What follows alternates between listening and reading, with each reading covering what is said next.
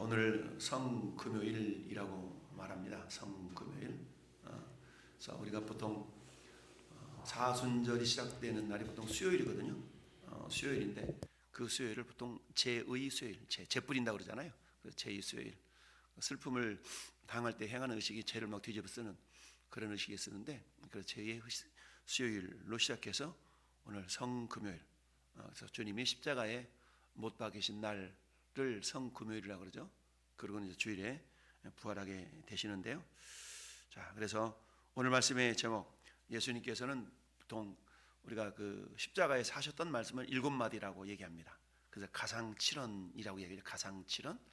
가상칠언 가운데 오늘 함께 우리가 묵상할 엘리 엘리 라마 사박다니 네 번째 말씀인데요.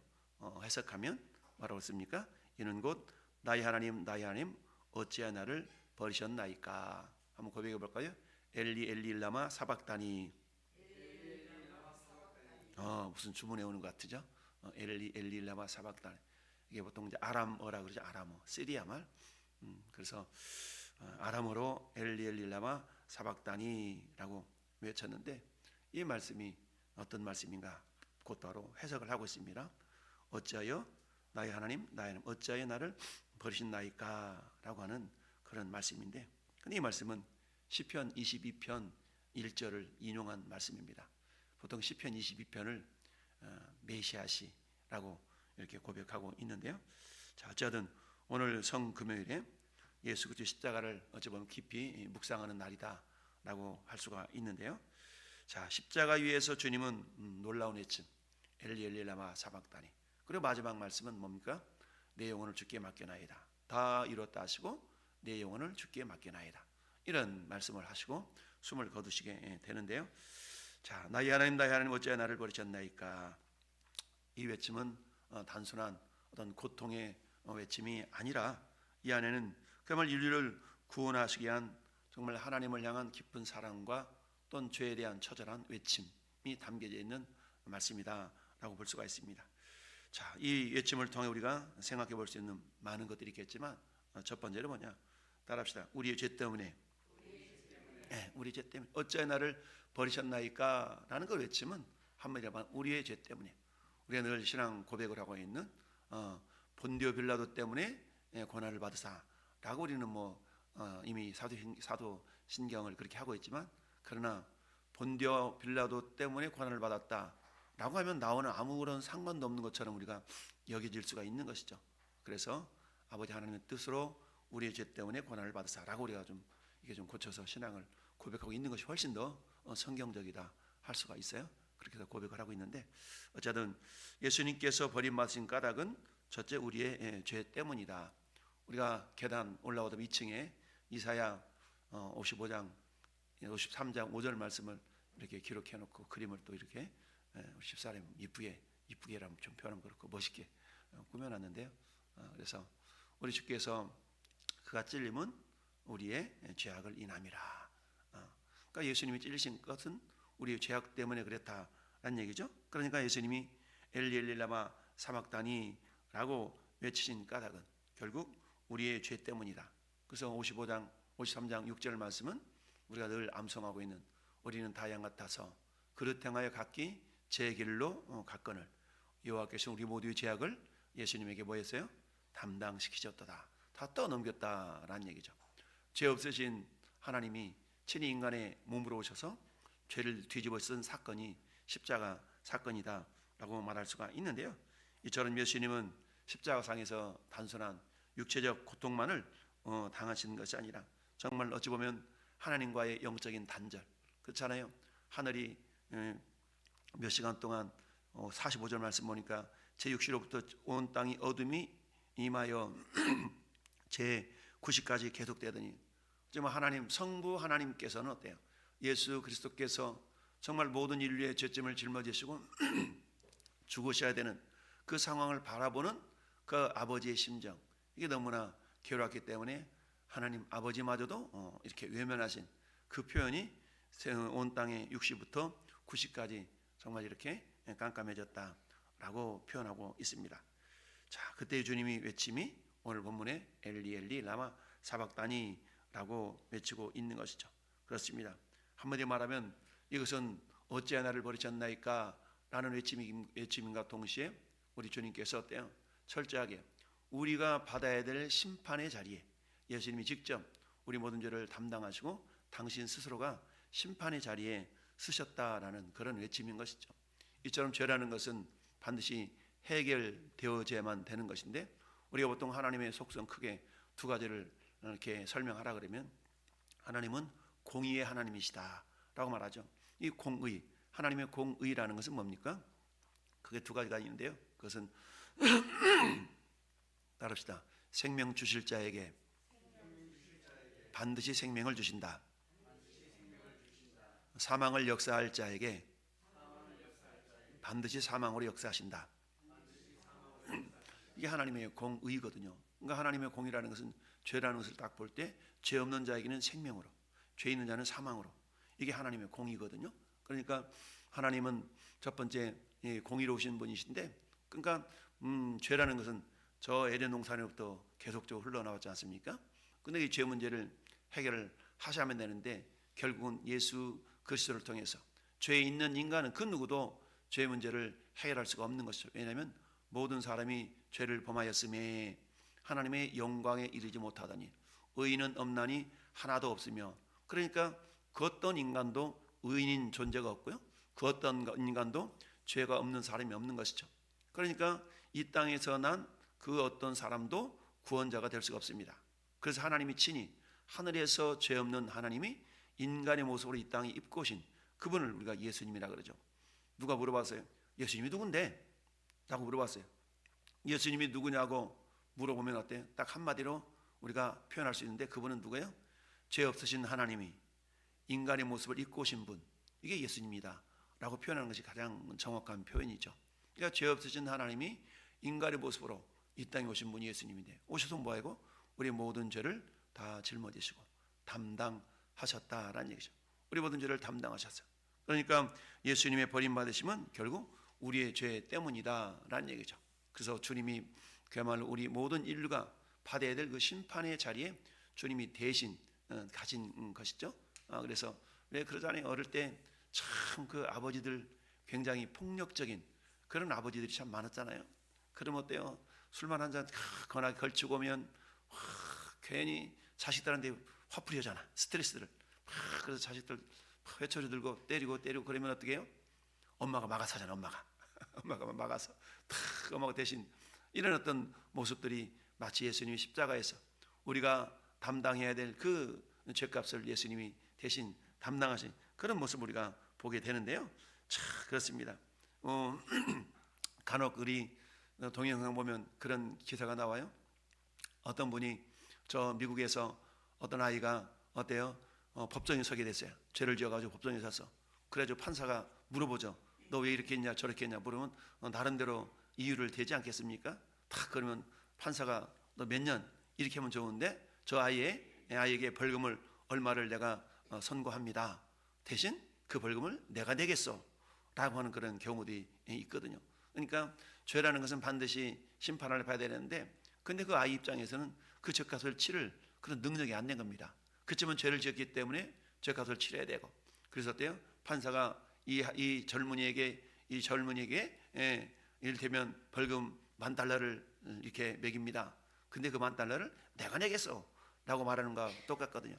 우리나라에서 가끔 편의점에서 분유 하나 훔치다가 걸려가지고 경찰서에 가는 경우가 있죠. 그러면 어떻습니까? 경찰들이 다 이렇게 좀 모아가지고 돈 모아서 부식값을 대신 갚아주고 부인을 더 사주고, 이런 모습들 일종의 담당의 모습이죠.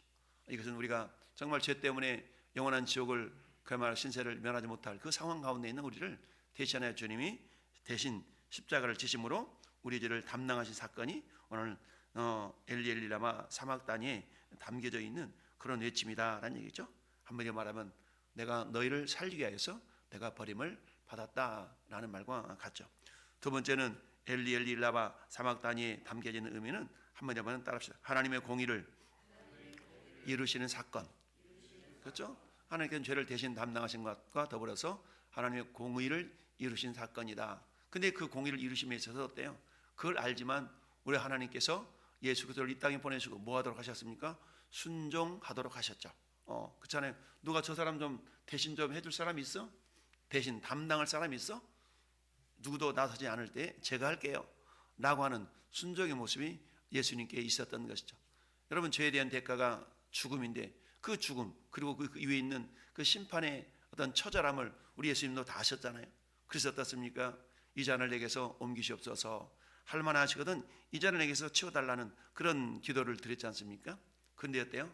그럼에도 불구하고 성부 하나님의 뜻이기 때문에, 그러나 그 잔을 할 수 없거든 내가 그걸 감당하겠나라고 이렇게 주님이 친히 고백하셨던 그런 고백을 우리가 기억할 수 있습니다. 그러나 그 잔을 내가 감당하겠나이다 라고 순종의 길을 걸어가셨던 사건, 그 결과로 엘리 라마 사박다니 라고 외칠 수가 있는 것이죠.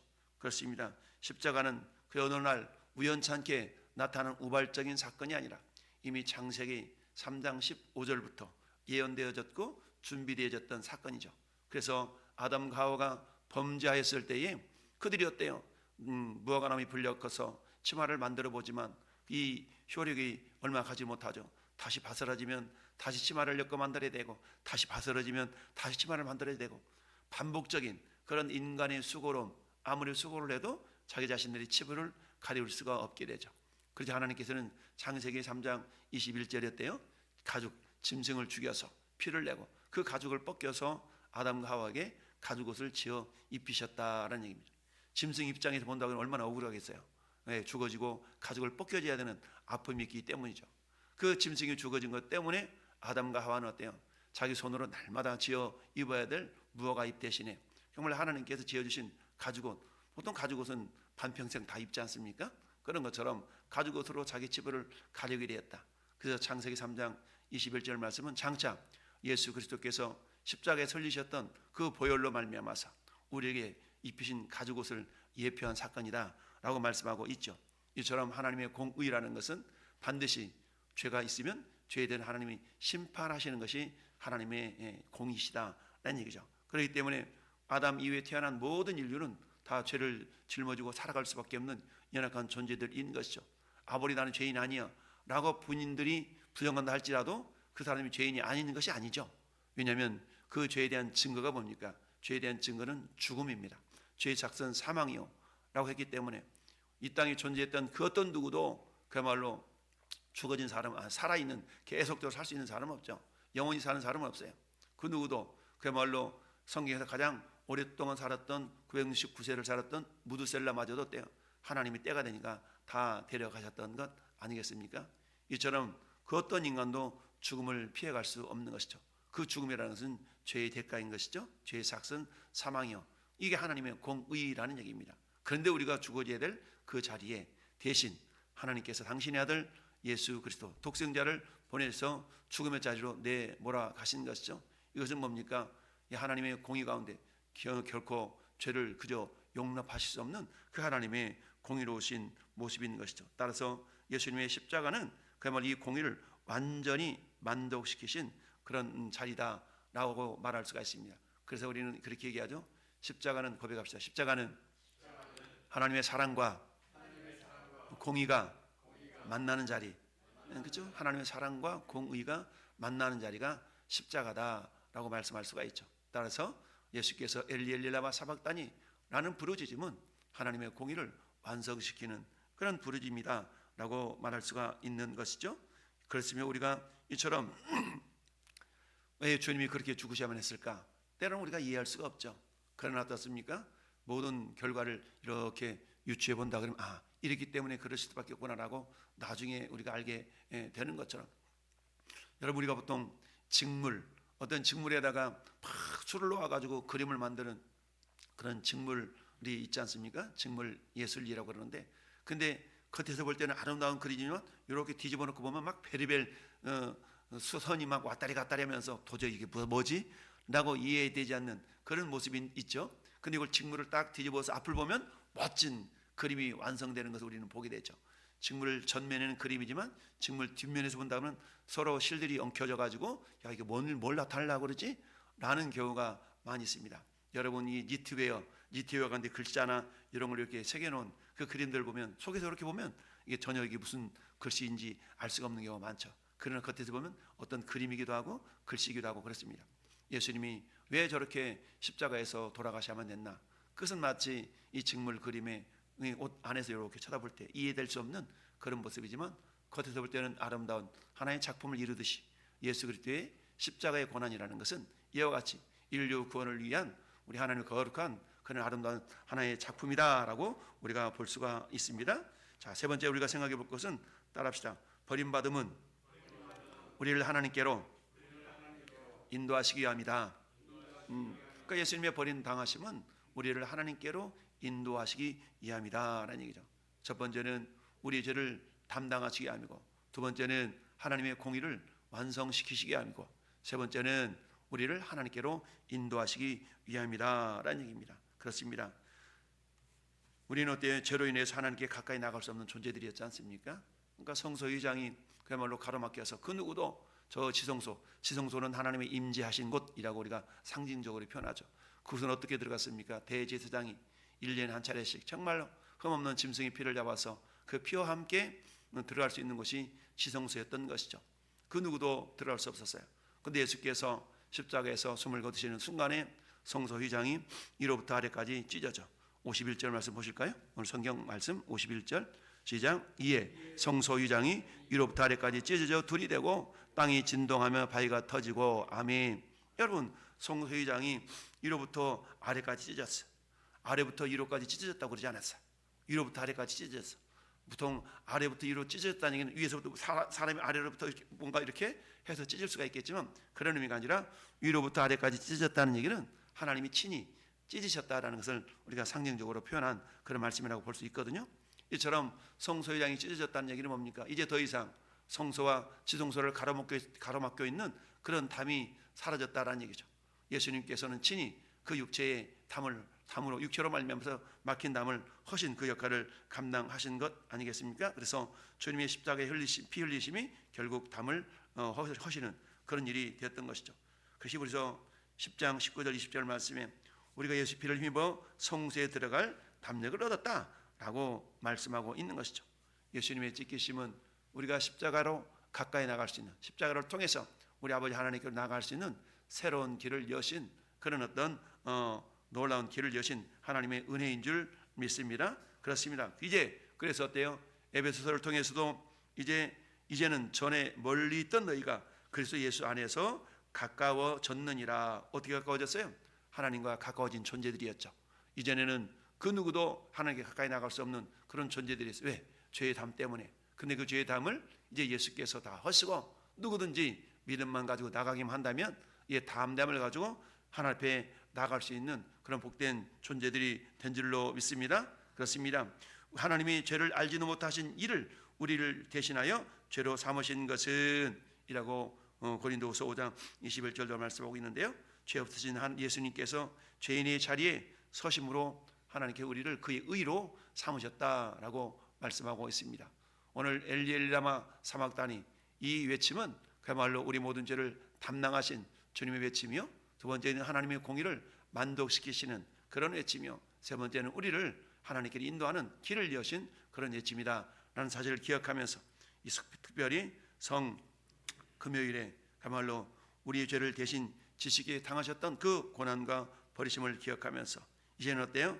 우리의 삶을 주님께 올려드릴 그런 결단의 모습들이 우리 가운데 있어질 수 있기를 바랍니다. 그래서 우리는 어때요? 주님, 이제 나를 위해 버림받으셨습니까? 이제 나는 주님을 위해 살겠습니다 라고 고백하며 남은 한 해 동안도 주님과 동행하며 주님의 뜻을 이루어드리는 복된 자들이 될 수 있기를 예수님의 이름으로 축원합니다. 아멘.